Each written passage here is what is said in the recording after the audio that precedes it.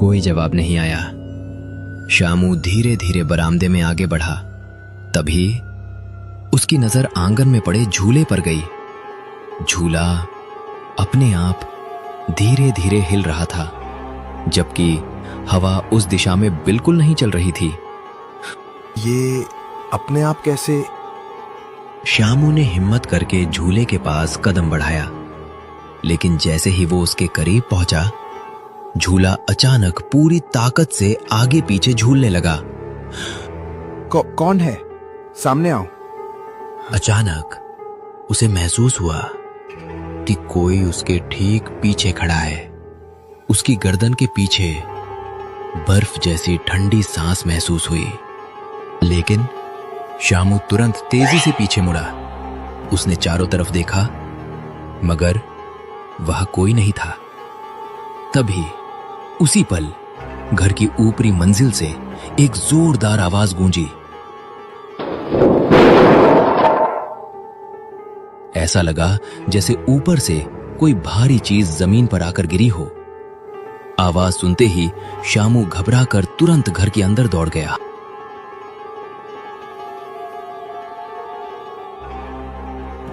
घर के अंदर पहुंचते ही शामू अचानक ठिठक गया। ऊपर वाले कमरे से किसी के जोर से चीखने की आवाज आई।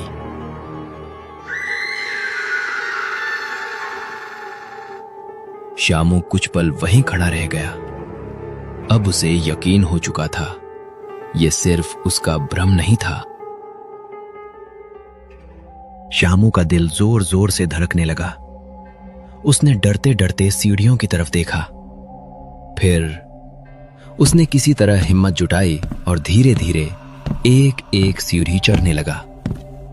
हर कदम के साथ ऊपर से आती रोने और चीखने की आवाज और तेज होती जा रही थी।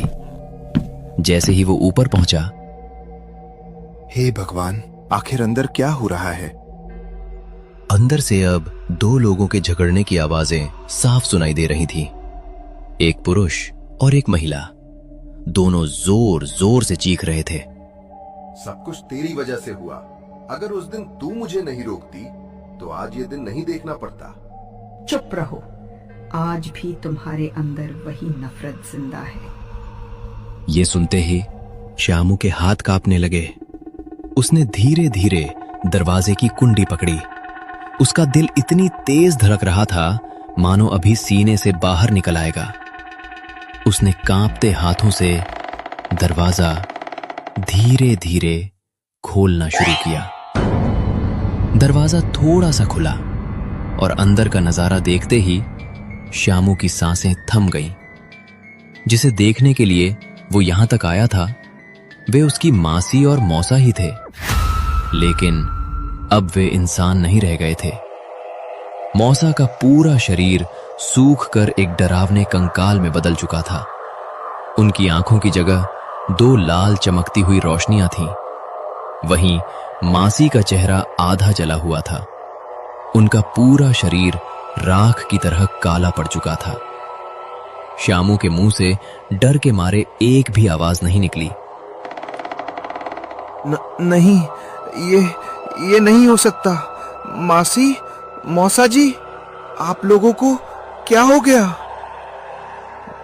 शामू की आवाज सुनते ही दोनों ने एक साथ उसकी तरफ गर्दन घुमाई। लेकिन उनकी गर्दन जिस तरह घूमी, उसे देखकर शामू की सांसें अटक गईं। हड्डियों के चटकने की आवाज के साथ दोनों की खाली और डरावनी आंखें अब सीधे शामू को घूर रही थीं।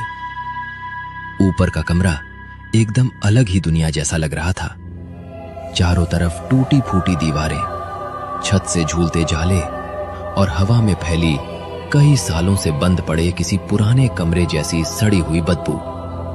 ऐसा लग रहा था जैसे इस कमरे में सालों से कोई इंसान आया ही ना हो।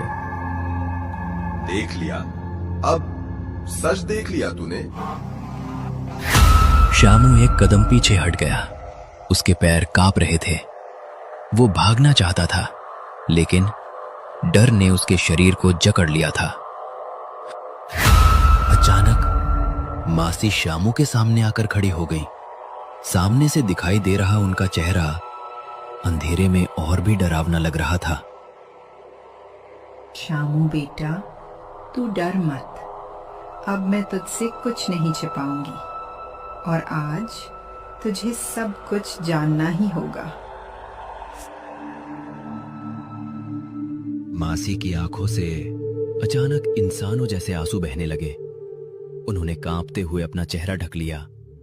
कुछ पल तक वो अपने बीते हुए कल को याद करती हुई चुपचाप रोती रहीं। जब तेरे माँ बाप इस गांव को छोड़कर शहर चले गए, तब पूरा कारोबार हम दोनों के जिम्मे आ गया।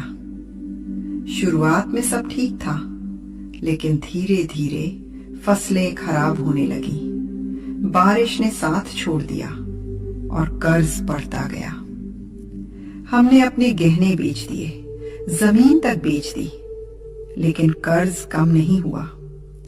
तेरे मौसा हर रोज तेरे पिताजी को याद करते थे। उन्हें यकीन था कि उनका छोटा भाई एक दिन जरूर मदद करेगा।